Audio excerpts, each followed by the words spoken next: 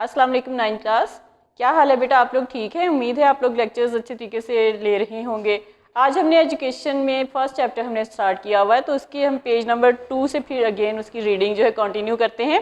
यहाँ तक हमने कर ली थी लास्ट पैराग्राफ, आज हम इसका जो है वहाँ से स्टार्ट करते हैं पेज नंबर 2 एंड 3, ठीक है। सेकेंड और थर्ड पेज जो है आज हमने इसकी रीडिंग करनी है। तो बेटा ओपन योर बुक। यहाँ से हमने शुरू करना है कि मुख्तलिफ माहिरीन तालीम, लास्ट पैराग्राफ, ठीक है, कि मुख्तलिफ माहिरीन तालीम ने तालीम के मफ़हूम को वाज़िया करने के लिए तालीम की मुख्तलिफ तारीफ़ें की हैं। अब तालीम के बारे में हमने पीछे पढ़ा कि किस तरह से इल्म आगे आगे मुंतकिल होता, आने वाली नई नस्लों तक मुंतकिल होता रहा, ठीक है। हज़रत आदम अलैहिस्सलाम से लेकर और क़यामत तक ये सिलसिला जारी रहेगा। तो मुख्तलिफ माहिरीन जो हैं उन्होंने तालीम के मफ़हूम को वाज़िया करने के लिए तालीम की मुख्तलिफ तारीफ़ पेश की। बाज़ ने तालीम को सच्चाई की तलाश का अमल करार दिया। अब कुछ मुफक्किरीन जो हैं माहिरीन तालीम, उन्होंने क्या किया कि तालीम को सच्चाई की तलाश का अमल करार दिया। क्या करार दिया? तालीम को सच्चाई की तलाश का अमल करार दिया, यानी कि एक ऐसा अमल है कि जिससे सच्चाई तलाश की जाती है। और बाज़ कहते हैं कि इंसान को इंसान बनाती है। अब कुछ ने क्या कहा कि तालीम इंसान को इंसान बनाती है।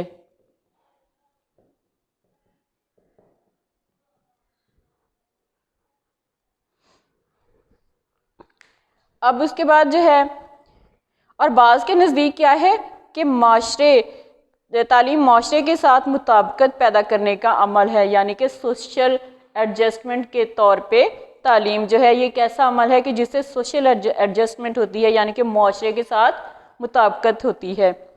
और बाज़ की राय में तालीम कौम को तहजीबी विरसे की हिफाजत करती है। और बाज़ की नज़रों में क्या है कि तालीम क्या है, हमारी जो है सकाफ़त, कौम के तहजीबी विरसा जो है उसकी हिफाजत करती है और इसकी इस्लाह करती है और कौमी सकाफ़त को नस्ल दर नस्ल मुंतकिल करती है। यानी कि तालीम जो है कुछ लोगों के दरमियान नज़दीक तो क्या है कि तालीम को इंसान जो है सच्चाई तलाश करने का एक अमल करार दे दिया गया, ठीक है। और कुछ ने क्या कहा कि तालीम जो है इंसान को इंसान बनाती है, यानी कि इंसान की शख्सियत को निखारती है। और उसके बाद किसी ने कहा कि माशरे के साथ मुताबिकत पैदा करती है, यानी कि सोशल एडजस्टमेंट होती है इससे। और कुछ ने कहा कि कौम की तहजीबी विरसे की जो है उसकी हिफाजत करती है और साथ साथ इसको नई नस्ल तक मुंतकिल करती है, यानी कि आने वाली नस्ल को एक नस्ल से दूसरी नस्ल तक ये अमल जो है मुंतकिल होता है। ये तो था बेटा मुफक्किरीन की राय में। अब हम देखते हैं कि तालीम का अमल जो है पैदाइश से लेकर मौत तक जारी रहता है। तालीम का अमल कैसा है? तालीम का अमल ऐसा है कि ये इंसान की पैदाइश से लेकर उसकी मौत तक जारी रहता है, यानी कि ये सिलसिला रुकता नहीं है। हर मोड़ पे, चाहे वो तालीमी इदारों में हो या फिर इससे बाहर गैर रस्मी तालीम हो, रस्मी तालीम हो, यानी कि यही नहीं कि सिर्फ तालीमी इदारों में ही तालीम हासिल की जाती है, बल्कि इंसान सीखता ही रहता है, जो सीखता रहता है वो उसकी तालीम होती है। तो ये जो है सिलसिला ज़िंदगी दुनिया में आने से लेकर ज़िंदगी दुनिया से जाने तक ये सिलसिला जारी रहता है। इसमें तमाम निसाबी और हम निसाबी सरगर्मियाँ आ जाती हैं। अब निसाबी निसाबी सरगर्मियाँ क्या होती हैं कि जो स्कूल के अंदर तालीमी इदारों के अंदर जो सरगर्मियाँ होती हैं, जैसे कि स्कूल में आए और वहाँ क्लास वर्क हुआ, होमवर्क हुआ, उसके बाद डायरी लिखी गई, उसमें ब्रेक हुई, फिर उसके बाद उसका होमवर्क दिया गया, ये सारा एक निसाब होता है, ठीक है। और हम निसाबी सरगर्मियाँ जो होती हैं वो स्कूल से बाहर की सरगर्मियाँ, जो कि उन सरगर्मियों में मदद देती हैं, तालीम में मदद देती हैं, लेकिन वो स्कूल से बाहर अंजाम दी जाती हैं। तो कमरा जमात के अंदर या बाहर तालीम का अमल स्कूल में, घर में, खेल के मैदान, यानी हर जगह जारी रहता है। अब जो है तालीम का अमल कहाँ कहाँ होता है?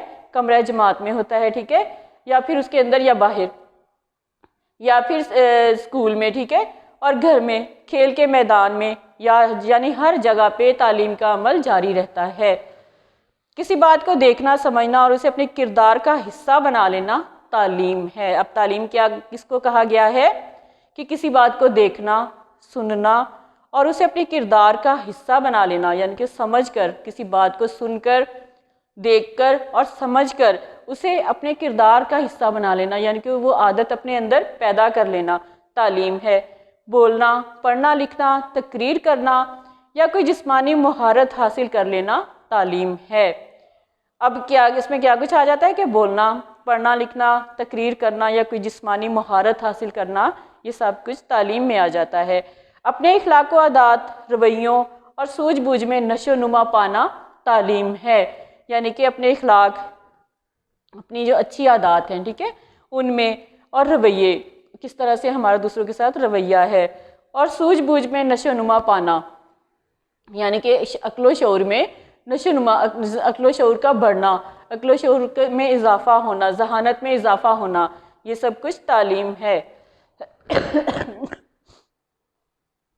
حقیقت میں تعلیم ایک ایسا معاشرتی عمل ہے کہ جس سے افراد معاشرہ کو ایسی رہنمائی حاصل ہوتی ہے جس سے ان کی ہمہ پہلو تربیت اور نشو و نما ممکن ہو جاتی ہے۔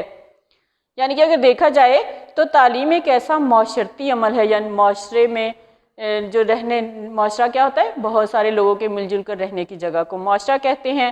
تو یہ معاشرے میں رہنے کا ایک ایسا عمل ہے کہ جس سے افراد معاشرہ کو، یعنی کہ معاشرے کے جو لوگ ہیں ان کو ایک رہنمائی حاصل ہوتی ہے جس سے ان کی ہمہ پہلو تربیت اور نشو و نما ممکن ہو جاتی ہے۔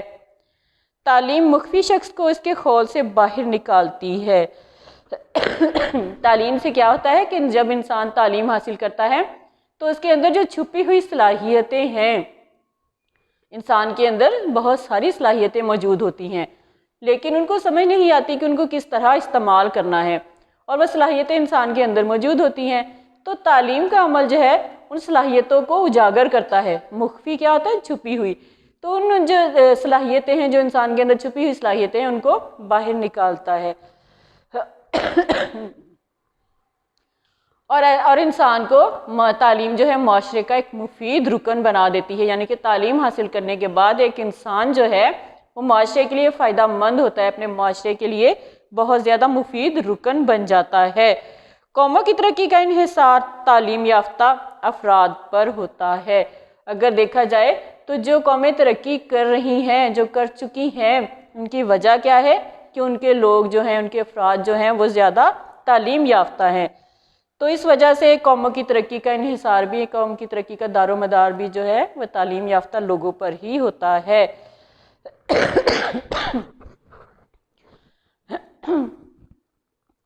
پھر ہے کہ انسان جو ہے زمین پر اللہ تعالیٰ کا نائب اور اشرف المخلوقات ہے۔ انسان کو اللہ تعالیٰ نے تمام مخلوقات میں سب سے زیادہ افضل ترین درجہ عطا کیا، بلند مقام عطا کیا، اور اس کو اشرف المخلوقات بنایا، اور اللہ تعالیٰ نے انسان کو زمین پر اپنا نائب بنایا، یعنی کہ اپنا خلیفہ بنایا۔ اور اللہ کی عطا کردہ اس برتری کے ساتھ ساتھ اس نے اس کو سائنس کا علم عطا کر کے اشیاء کی اصلیت اور حقیقت جاننے کی صلاحیتیں بھی دیں۔ پھر اللہ تعالیٰ نے انسان کو ذہانت عطا کی، اور اس کے ساتھ اس نے اس کو علم عطا کیا، اور سائنس کا علم جو ہے سب سے بڑھ کر ہے، ٹھیک ہے، اور اسے سائنس کا علم عطا کیا تاکہ وہ جو چیزیں ہیں ان کی اصلیت کو جان سکے اور ان کی حقیقت کو جان سکے، اور انسان اپنی تمام صلاحیتوں کے باوجود رہنمائی کے لیے اپنے رب کا محتاج ہوتا ہے۔ یعنی کہ اللہ تعالیٰ نے اس کو بہت زیادہ رہنمائی کی، اشرف المخلوقات بنایا، لیکن پھر بھی انسان جو ہے اپنے رب کا محتاج رہتا ہے، اپنے رب کا ضرورت مند رہتا ہے، کہیں نہ کہیں اس کو اپنے رب کی مدد چاہیے ہوتی ہے۔ کامیابی کے لیے ضروری ہے کہ انسان اپنی اور خالق کے کائنات کی حقیقت کو جان لے۔ اب کامیابی کے لیے کیا چاہیے؟ کیا چیز ضروری ہے؟ کہ انسان کو یہ پتہ ہو اپنی حقیقت کے بارے میں، اپنے آپ کی پہچان ہو، اور کائنات کی حقیقت، یعنی خالق کائنات جس نے یہ دنیا بنائی، اس کی حقیقت کو جان لینا ضروری ہے۔ کامیابی صرف رضا الہی کے حصول میں ہے۔ اگر کامیابی ہمیں چاہیے تو اس کے لیے اللہ تعالیٰ کی رضا شامل ہوتی ہے، اور تعلیم ہمیں رضا الہی کے حصول کا راستہ بتاتی ہے، اور یہ ساری باتیں ہمیں تعلیم کے ذریعے سے پتہ چلتی ہیں۔ انسان جن طریقوں سے، اب ہم دیکھتے ہیں کہ انسان کن کن طریقوں سے تعلیم حاصل کرتا ہے۔ انسان جن طریقوں سے تعلیم حاصل کرتا ہے، ماہرین تعلیم نے ان کو 3 اقسام یعنی کہ رسمی تعلیم، غیر رسمی تعلیم اور نیم رسمی تعلیم میں تقسیم کیا ہے۔ تو یہ تینوں ٹاپک آج ہم دیکھتے ہیں کہ یہ کیا ہے۔ اب نمبر 1 میں ہے رسمی تعلیم۔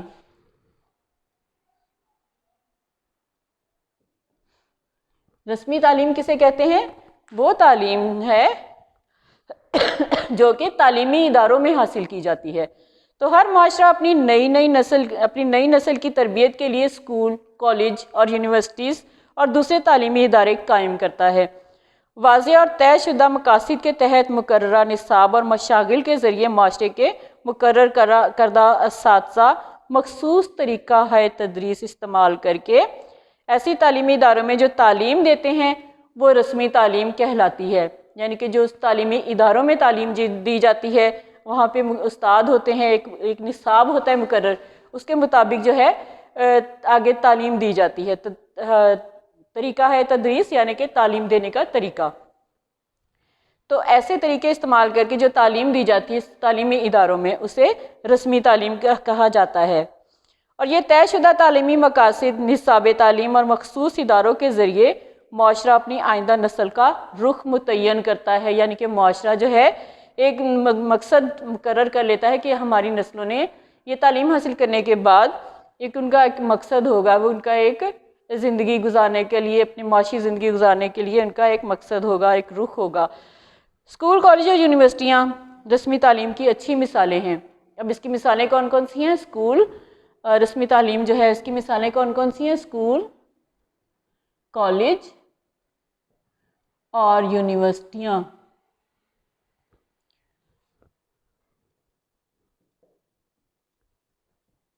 یہ رسمی تعلیم میں ہے، ٹھیک ہے۔ پھر اس کے بعد ہے نیم رسمی تعلیم۔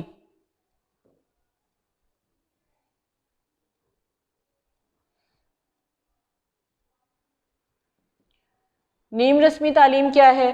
جو کہ بعض اوقات مختلف اساتذہ سے جز وقتی کام لیا جاتا ہے اور مختلف کورسز کروائے جاتے ہیں اور اساتذہ کی باقاعدہ بھرتی عمل میں نہیں آتی۔ یعنی کہ یہاں پہ استاد ہیں، تعلیمی ادارے ہیں، لیکن یہاں پر نیم رسمی تعلیم میں اساتذہ کی باقاعدہ طور پہ یعنی کہ کوئی بھرتی عمل میں نہیں آتی۔ دراصل یہ تعلیم بھی رسمی تعلیم کا ہی حصہ ہے، یعنی کہ یہ تعلیم جو ہے رسمی تعلیم کا ہی حصہ ہے۔ اسی طرح اس کے بعد بھی ڈگری ملتی ہے اور اس کے جو ہے امتحانات بھی ہوتے ہیں، لیکن تعلیمی ادارے نہیں ہوتے اس میں اور نہ ہی اساتذہ ہوتے ہیں۔ تعلیمی مقاصد اور نصاب بھی طے شدہ ہوتا ہے۔ اب اس میں کیا ہے کہ اسی طرح جس طرح رسمی تعلیم میں تعلیمی مقاصد اور نصاب مقرر کر دیے جاتے ہیں، یہاں پر بھی اسی طرح نصاب مقرر کر دیا جاتا ہے۔ اور اس میں کیا ہے کہ باقاعدہ تعلیمی اداروں کا قیام عمل میں نہیں لایا جاتا۔ نیم رسمی تعلیم کے لیے باقاعدہ طور پر اسکول، کالج اور یونیورسٹیز نہیں ہوتے، ٹھیک ہے۔ اور اس کی مثال جو ہے علامہ اقبال اوپن یونیورسٹی کی کلاسز اور مختلف کلاسوں کے مضامین کی تیاری کے لیے ٹیوشن کے باقاعدہ اداروں کی مثال دی جا سکتی ہے۔ اب یہ نیم رسمی تعلیم جو ہے یہ علامہ اقبال اوپن یونیورسٹی کے تحت، یعنی کہ آپ گھر میں بیٹھ کر بغیر کسی تعلیمی ادارے میں جائے آپ نہیں جا سکتے، تو آپ تعلیم حاصل کرنا ہر انسان کے لیے ضروری ہے۔ شرح خواندگی میں اضافہ کے لیے ہر انسان کا پڑھا لکھا ہونا ضروری ہے، لیکن کچھ لوگ جو نہیں ان اداروں میں جا سکتے وہ بھی تعلیم حاصل کر سکتے ہیں اور گھر میں رہ کر وہ تیاری کر سکتے ہیں، کسی ٹیوشن سینٹر میں جا کے تیاری کر کے امتحان دیتے ہیں اور وہ علامہ اقبال اوپن یونیورسٹی میں جا کے جب امتحان دیں گے تو ان کو بھی ڈگری ملے گی۔ تو اس کی مثال کیا ہے؟ علامہ Iqbal open university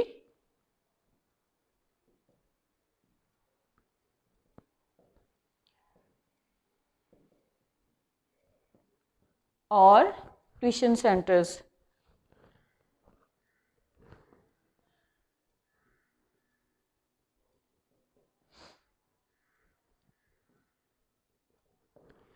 tuition centres اور علامہ اقبال اوپن یونیورسٹی جو ہے وہ نیم رسمی تعلیم کے ادارے ہیں۔ پھر اس کے بعد ہے غیر رسمی تعلیم۔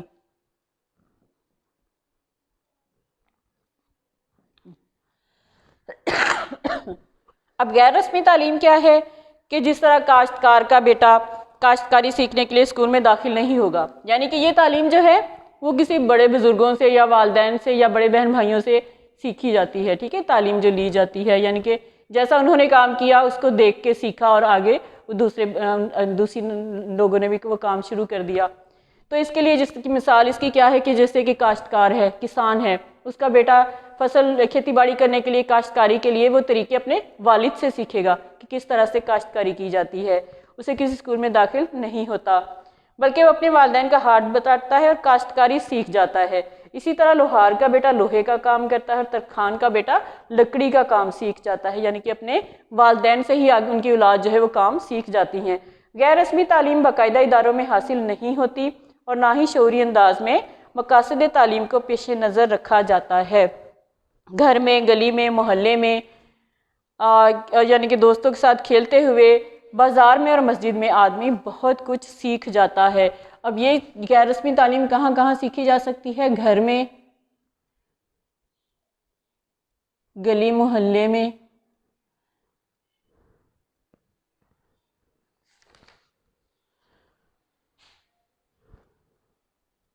دوستوں سے، اور مسجد میں جو ہے انسان بہت کچھ سیکھ جاتا ہے. تو یہ ساری جو ہے یہ غیر رسمی تعلیم جو ہے اس طرح سے ایک انسان سے دوسرے انسان جو سیکھتے ہیں وہ غیر رسمی تعلیم آ جاتی ہے. اور غیر رسمی اس تعلیم کا غیر رسمی طریقہ ہے تعلیم کا، ٹھیک ہے. تو ایسی تعلیم کے لیے جگہ، وقت اور نصاب کا تعین نہیں ہوتا. نہ تو اس میں کوئی خاص جگہ ہوتی جس طرح یہاں پہ تعلیمی ادارے ہیں، اسکول، کالج اور یونیورسٹی، اور یہاں پہ علامہ اقبال اوپن یونیورسٹی آ گئی. لیکن یہاں پہ کوئی بھی نہ اسکول، کالج، یونیورسٹی ہے، نہ علامہ اقبال اوپن یونیورسٹی کے ذریعے اس کو کیا جاتا ہے. بلکہ یہ کیا ہے کہ ایسی تعلیم کا سب سے بڑا مرکز کون سا ہے؟ گھر. سب سے بڑا مرکز گھر ہے، یعنی کہ گھر سے یہ تعلیم لی جاتی ہے. اور گھر اور خاندان کے بہت سے رسم و رواج آدمی خود بخود سیکھتا ہے. تو یہ بیٹا آپ کا آج کا جو لیکچر ہے یہ اب اس کے ہماری ریڈنگ کمپلیٹ ہوگی. میں اس کے شارٹ کوسچن آپ کو نوٹ کروا رہی ہوں، اپنی نوٹ بک نکال لیں.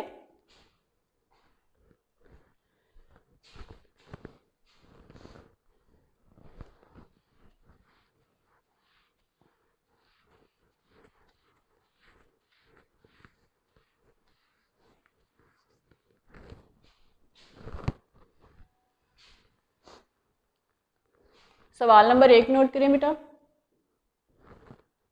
تعلیمی عمل میں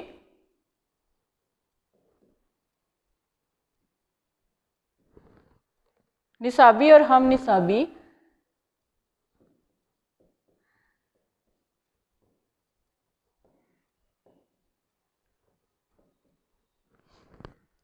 سرگرمیاں بیان کریں.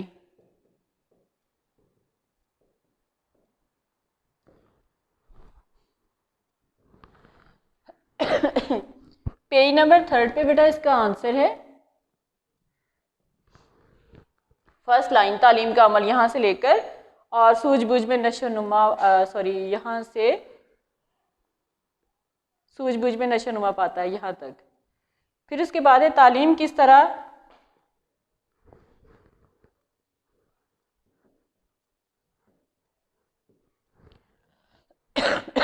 کسی شخص کو معاشرے کا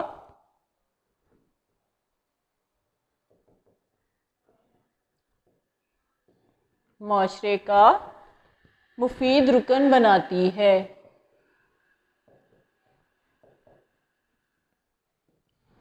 اس کا بیٹا آنسر سیکنڈ پیراگراف سے دیکھیں. حقیقت میں تعلیم ایسا معاشرتی عمل یہاں سے لے کے تعلیم یافتہ افراد پر ہوتا ہے.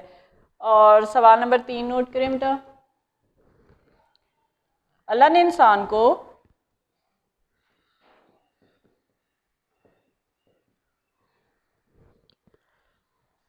اشیاء کی اصلیت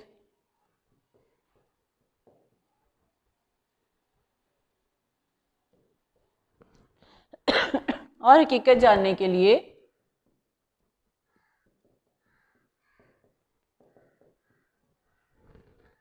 کس قسم کا علم عطا کیا؟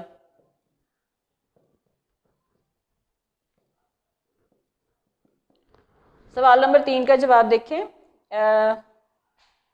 3rd paragraph. انسان زمین پر اللہ تعالیٰ کا نائب ہے. یہاں سے لے کر ذائل ہے کے اصول کا راستہ بتاتی ہے. یہاں تک کوسچن نمبر 3 کا آنسر ہے. پھر اس کے بعد آپ 10ویں تعلیم کے بارے میں کوسچن بنائیں گے، ٹھیک ہے. نیم رسمی تعلیم کے بارے میں کویشچن بنائیں گے اور غیر رسمی تعلیم یعنی کہ ان سے کیا مراد ہے، یہ تینوں پھر جو تینوں کے بارے میں آپ نے اسی میں سے ٹاپک میں سے لینے ہیں. تو اس طرح آپ کے بیٹا 5-6 کویشچن اور ہو جائیں گے. تو آج کا لیکچر کمپلیٹ ہو گیا ہے. اوکے بیٹا، اللہ حافظ.